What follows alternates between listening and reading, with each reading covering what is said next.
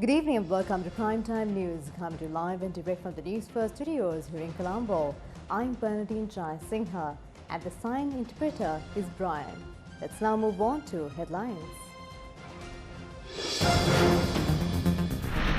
Raft of projects implemented to renovate places of worship centering Anuradhapura, vested with the people by the Prime Minister. No plans to regulate social media, a statement from the Minister of Mass Media. කාර්මික ඉල්ලීමක් කරනවා සමාජ මාධ්‍යයට සමස්ත මාධ්‍යයට අත තබන්න. Former President underlines the importance of democracy to the international community. Cabinet paper presented to abolish the Public Utilities Commission, the Consumers to Protect Rights movement reveals. Development officers, graduates and traders hold protests in a number of areas.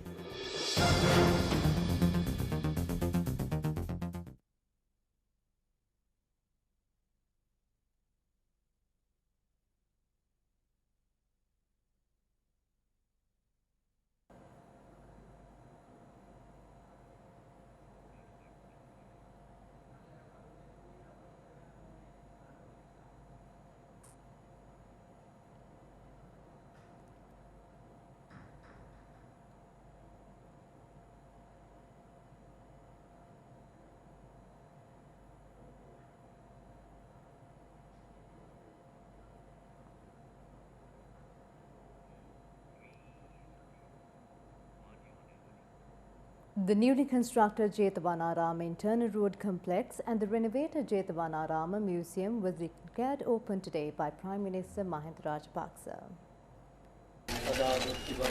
The Jetavanarama Road Complex has been constructed by the Road Development Authority at a cost of 82 million rupees. The Jetavanarama Museum has also been renovated at a cost of 50 million rupees through the Central Cultural Fund.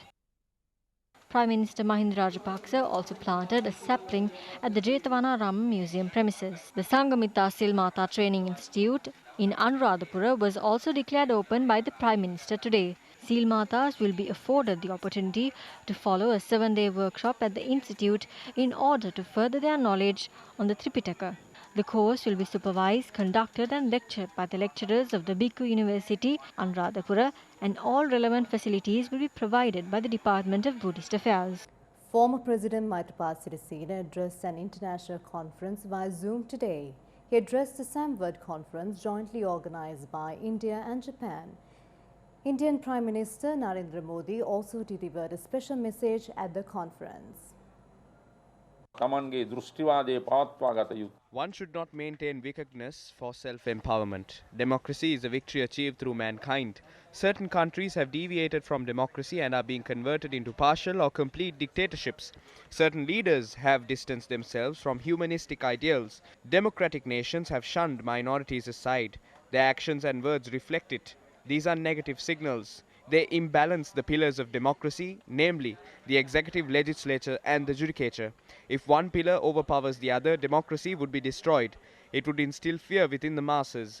Demagogues have come to power through the people's mandate. They attempt to snatch power by exploiting the people's vulnerabilities. In order to face the future, we need to promote democracy.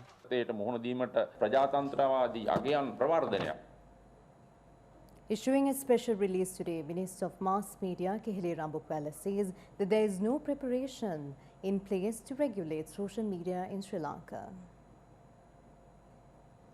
The minister claims that his remarks have been portrayed in a garbled manner without conveying the true meaning. Adding further, he said that the government is only considering the registration of foreign digital operators, denying his previous statement on registering social media users. The release says steps were taken to register foreign digital operators in this manner due to large sums of money being flowed out of the country. The reason for issuing this release was this statement made by the Minister of Mass Media, Keheli Rambukwala, recently. ගරු ඇමතුමනි මාධ්‍ය නියාමනයක් කිරීමේ අදහසක් රජයේ තියෙනවා කියලා දැනගන්න තියෙනවා කොයි වගේ නියාමනයක් කිරීමද බලාපොරොත්තු වෙන්නේ? ස්වයං නියාමනයක්. ඒ කියන්නේ ඒක පැහැදිලි කිරීමක් We are of the opinion that inappropriate content on social media must be regulated. We are preparing a system for social media users, including Facebook users, to be registered under our ministry. සහ මුහුණු පොතවල් වල සරිසරන අය ලියාපදිංචි වීමේ වැඩපිළිවෙලක් සකස් කරලා තියෙනවා අපි අමාත්‍යාංශයලා. ඒ කියන්නේ සමාජ මාධ්‍ය ජාල පමණක් අනිකුත් මාධ්‍ය නෑ දැනට දාලා තියෙන පමණයි. විශේෂයෙන් මාධ්‍ය ආයතන වල නියාමනයක් අපි We tried to self-regulate it. We held discussions in 2010 when I was the minister. There are discussions next Monday as well. I believe that this is the time for the discussions to be concluded and for the plans to be implemented. අවශ්‍ය විදිහට අපි ඒ කටයුතු කරන්න බලාපොරොත්තු වෙනවා.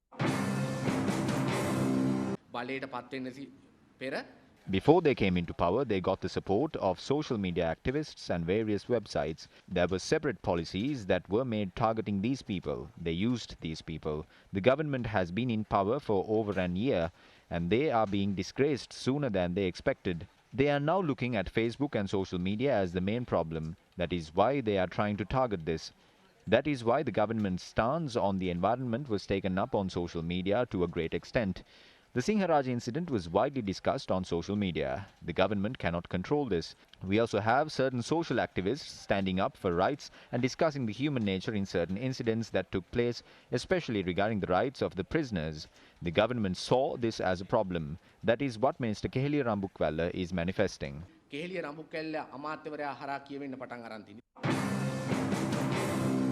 Last month, global internet companies Facebook, Google and Twitter had threatened to leave Pakistan for vesting powers with local regulators to censor digital content. Pakistan government has noted rules that define how social media will be governed in the country. The removal and blocking of unlawful online content, procedure, oversight and safeguards rules 2020 has been framed under the Prevention of Electronic Crimes Act 2016 in Pakistan. Under the new rules, social media companies shall provide the designated investigation agency with any information or data in a decrypted, readable and comprehensible manner. In December, the government revised the rules once more to remove a clause that outlawed any criticism of the federal and provincial government or any public office holders after rights groups decried the move as being authoritarian.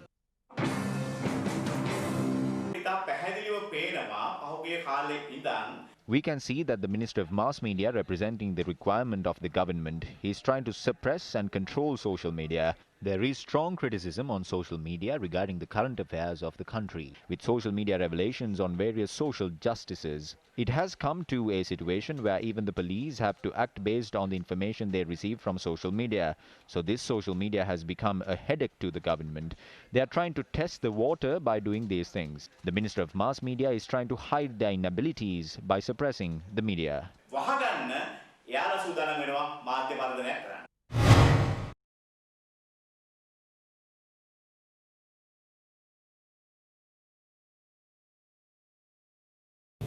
කරුණාකරලා මාධ්‍යවේදී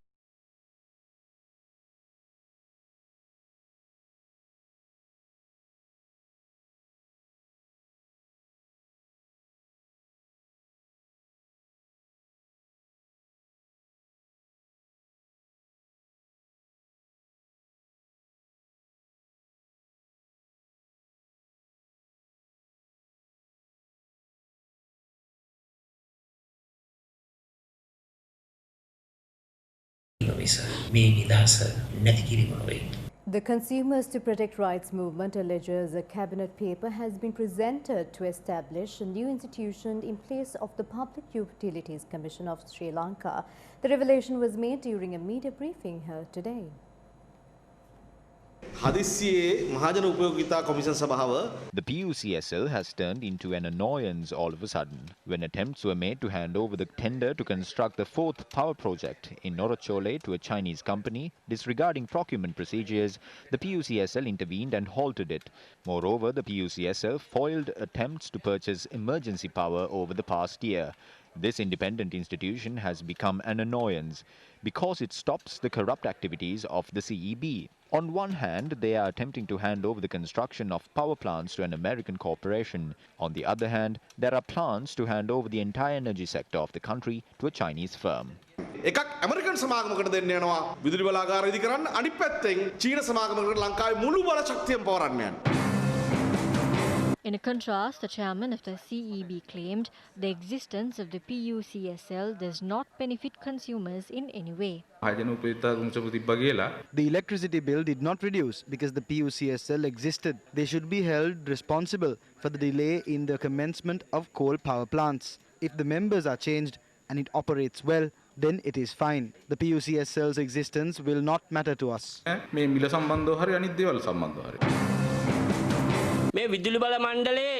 Is the chairman of the CEB shameless? He claimed that they managed to save an imminent loss of 45 billion last year. Who saved it? The PUCSL. They have attempted to purchase more than 1,270 megawatts of emergency power in 2019 alone. This document bears the signature of the chairman. Even this year, they are attempting to purchase emergency power. The people who boast like superstars are certainly not who they portray to be. The brother of a person working as the secretary to an influential politician has been named the local agent of an American company which is attempting to enter the country. They are abolishing the PUCSL based on the notion that it would not approve this company. Is it proper to violate our rights just so this person can be named an agent to this company? We ask this from the president.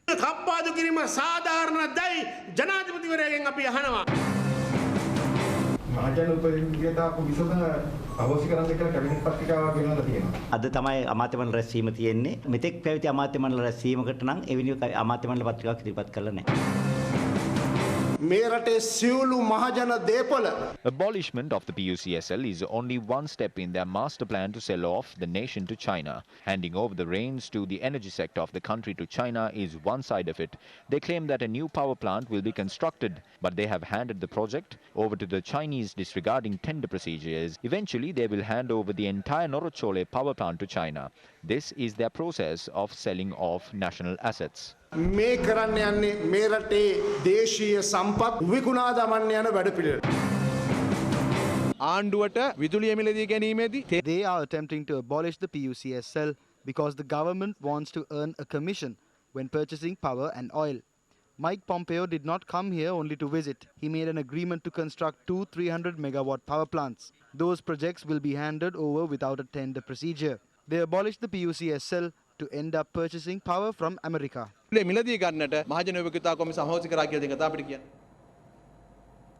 People endure strife regardless of their social status. When push comes to shove and people are overwhelmed with hardships, they are forced to take to the streets.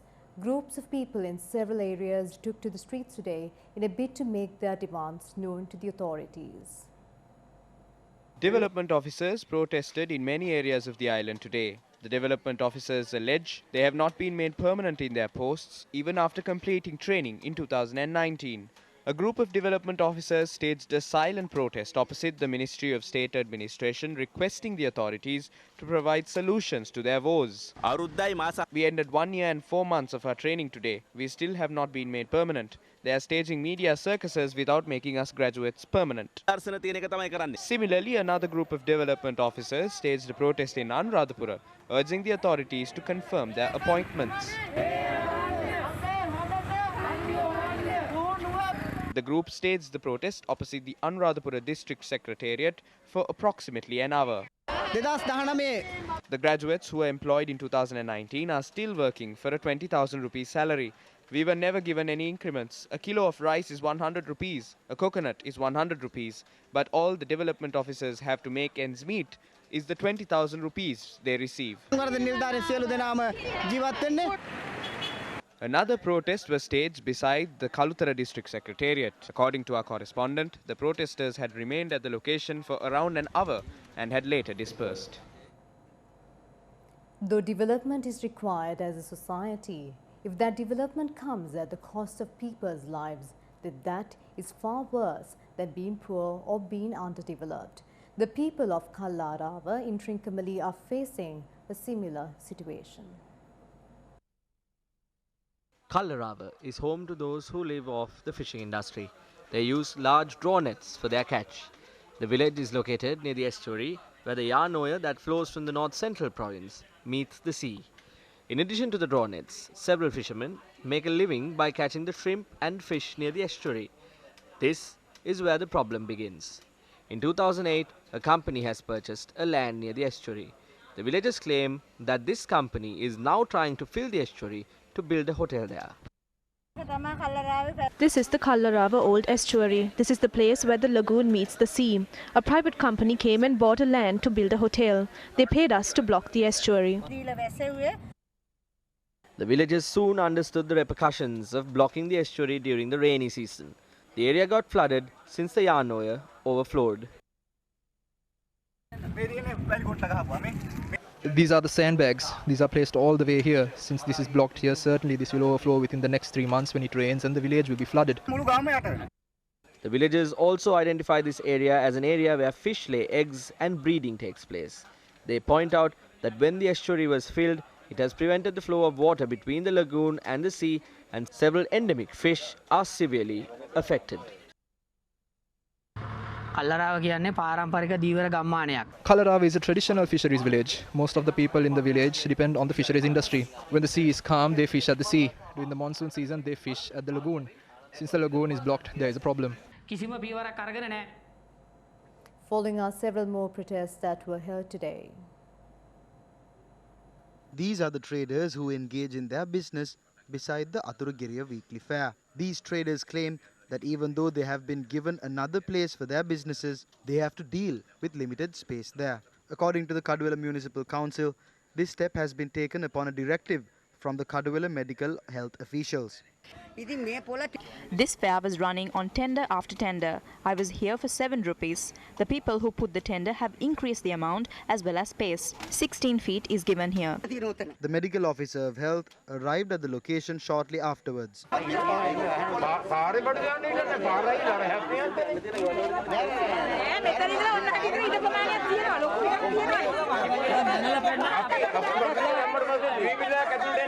The group dispersed after they were told that a solution will be provided to them on a future date following discussions. Meanwhile, a group of traders from the Maharagama Old Bus Depot staged a protest today at the Maharagama town. They too alleged the authorities of their new places of business being too small.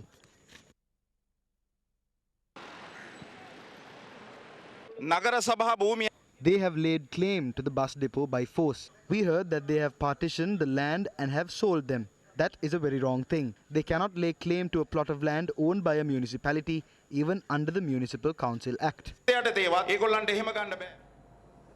Can infrastructure problems regarding roads and bridges be seen only in rural areas?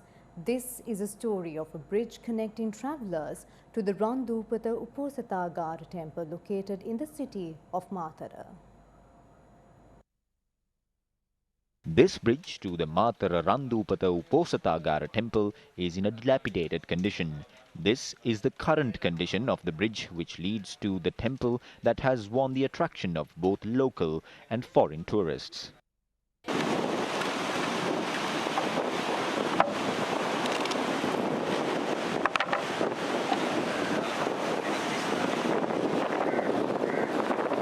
දානය පවා මේ ස්ථානයට ගෙන ඒමට නොහැකි වෙන තත්ත්වයක් ඉදිරියේදී අපිට උදා වෙනවා.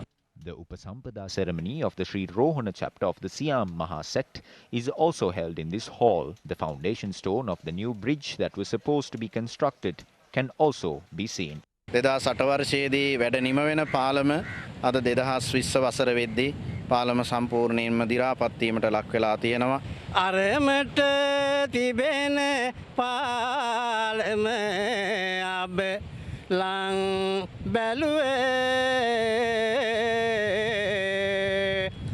මෙය සැකසෙනු මැනවි කාගේ ඕ නෙත යොමු. A group of graduate trainees too engaged in a demonstration today demanding their services be permanent.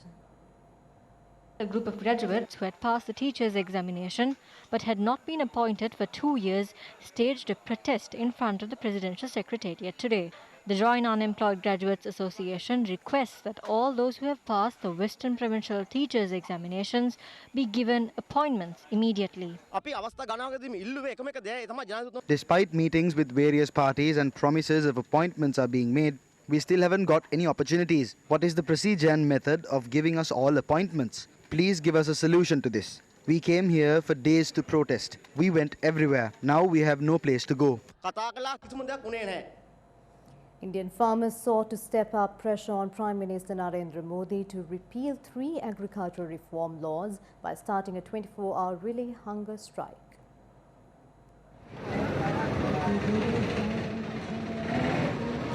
Modi's government is urging the farmers to engage in further talks to end a deadlock which has led to thousands camping on the outskirts of New Delhi for more than 3 weeks. The protests have blocked roads connecting the national capital with neighbouring states of Haryana and Uttar Pradesh, hitting public transport and the supply of fruits and vegetables.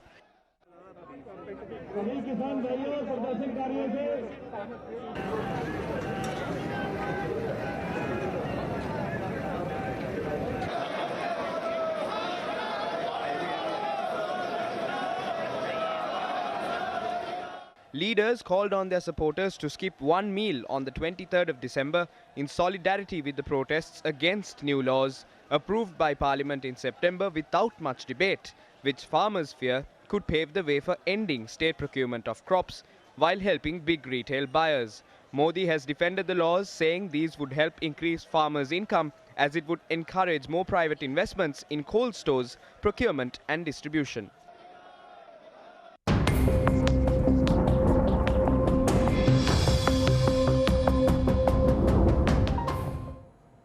The Meteorological Department says that rain of over 100 millimeters can be expected in the Eastern Province and over province, including in the districts of Polonnaruwa, Matale and Kandy.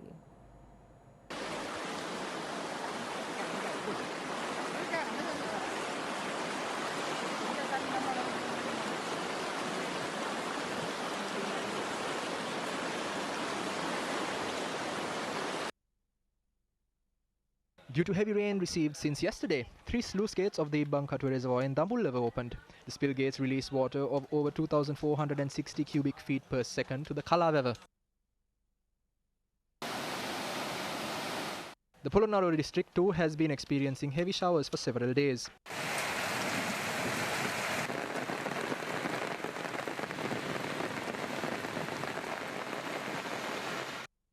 Due to heavy showers in Trincomalee, Tabalangamuwa, Kinya and Mulliputana areas, several lowland areas have been inundated. According to our correspondent, more than 20 houses in Mulliputana have been affected by floods.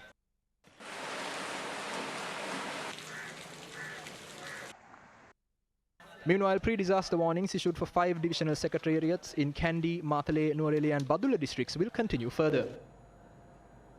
Residents of Viranagama, Mahiyangana claimed that a school of fish had landed on the area following showers. The fish had touched down along with the showers yesterday and today. According to our correspondent, the fish had landed on a number of houses and paddy fields in the area. The rain was not that heavy, it was just a normal rain. There are no lakes close by and the only stream of water is from the mountain. But there were many fish. People collected 30 to 40 kilograms of fish.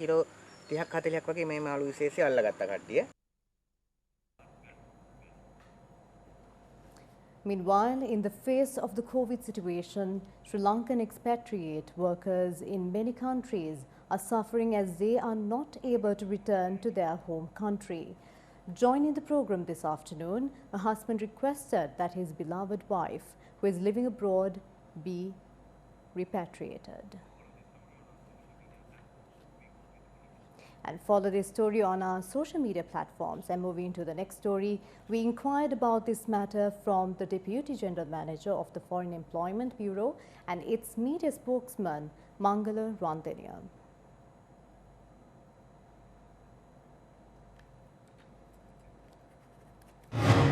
While steps are being taken to commence pilot projects to bring tourists to the country from the 26th, the procedure for travellers arriving in the country from abroad has been revised.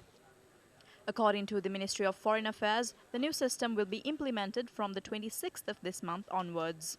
Accordingly, the government of Sri Lanka and the National Operations Centre for the Prevention of the COVID-19 outbreak, in coordination with foreign missions, will organize flights to the island for migrant workers, students, patients, short-term visa holders, government and military personnel, and will be directed to government-run quarantine facilities upon arrival.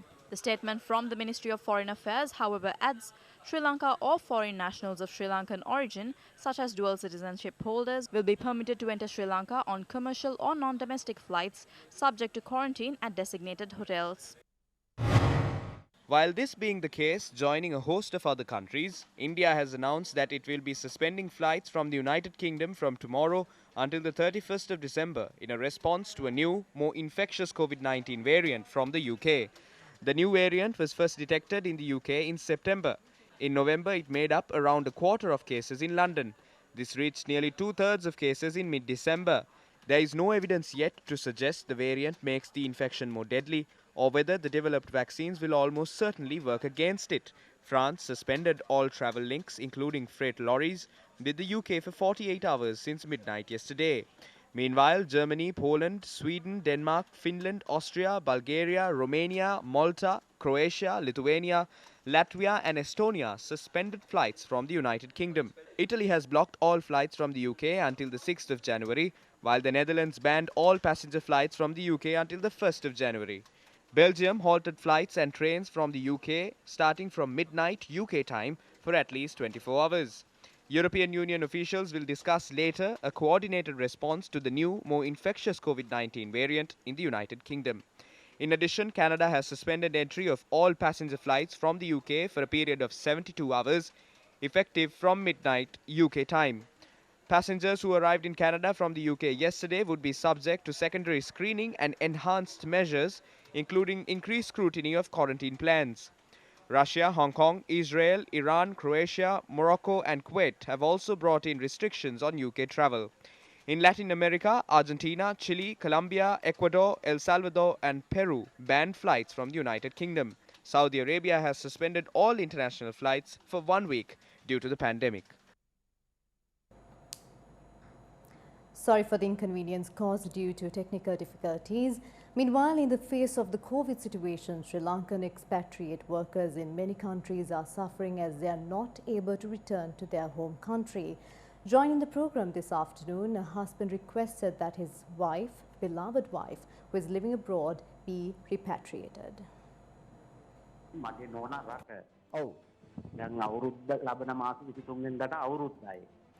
My wife is overseas and for next year it will be a year. She has no money to come back. For quarantine it costs 7,500 per night, then the cost will be 150,000. The ticket is also triple the rate, at which point they are asking for about 450,000 for everything required to have her brought back to Sri Lanka. For 8 months she has had no salary and she has sent me her 2 months salary. I am a kidney patient and she went overseas so I would be able to pay for my 85,000 rupee scans. Now I am holding on to the 95,000 rupees she sent me without conducting the scan. Even if I die, I want to have to see my wife's face.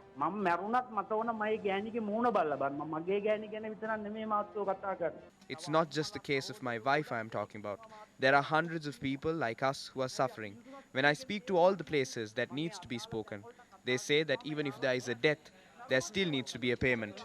Do the people in this country go overseas to die? It is our people that have to do everything. To send foreign exchange here to Sri Lanka, they have to suffer a great deal. My wife has been gone for a year with no salary.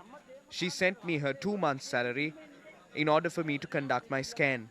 I cannot do my scan, sir. If we were to die, I want to die near my wife. We have to die together. She is suffering there. I am suffering here. Please, sir, let the necessary people know of this.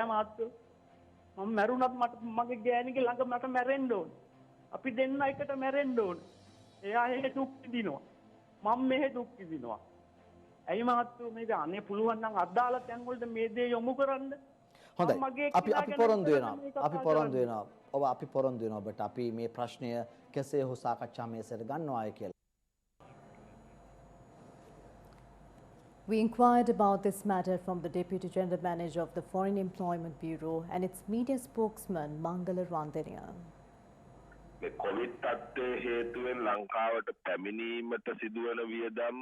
At the moment, the insurance that is in place for expatriate workers does not cover the costs of flight to return to the country, the costs incurred at quarantine or the costs of PCR tests. But the Sri Lanka Bureau of Foreign Employment has made a suggestion to the National COVID Task Force on an alternative means of bringing down those who are stuck overseas. We have to state that with regard to this, the Sri Lanka Bureau of Foreign Employment is in the process of making some important decisions in regard to this matter.